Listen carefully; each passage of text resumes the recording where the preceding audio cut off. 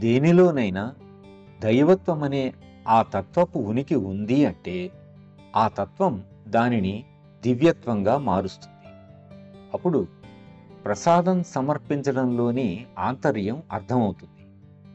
ప్రసాదం నివేదన చేసే సమయంలో అక్కడ గురువర్యులను చూశామని, ఆయన ఉనికిని అనుభూతి చెందామని చాలామంది నాతో అంటూ ఉంటారు. ఉన్నట్లుండి ఆ ప్రదేశమంతా దివ్య తేజస్సుతో నిండిపోయినట్లు, ఒక దివ్యత్వం ఎక్కడి నుంచో వచ్చి చేరినట్లు, గురువర్యులు ఇక్కడ ఉన్నట్లే అనిపిస్తోంది అని ఆ అనుభూతి చెందిన వారు అంటారు.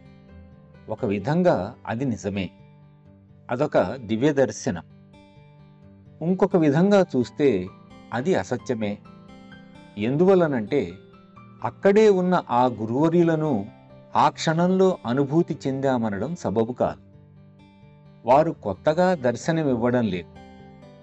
ఇది మనం కూర్చున్న ఈ గదిలో గాలి స్తబ్దుగా చలనం లేకుండా ఉంది కనుక గాలి లేదు అని అనుకోవటం లాంటిది. గాలి వీచటం మొదలైతే గాలి ఉన్నట్లు తెలుస్తుంది. గాలి వీచనప్పుడు గాలి లేనట్లుగాను, వీస్తున్నప్పుడు ఉన్నట్లుగాను అనిపిస్తుంది. అలాగే ఆ దివ్యత్వంలో కదలిక కలిగినప్పుడు అది ఉన్నట్లు అనుభూతి చెందుతాం.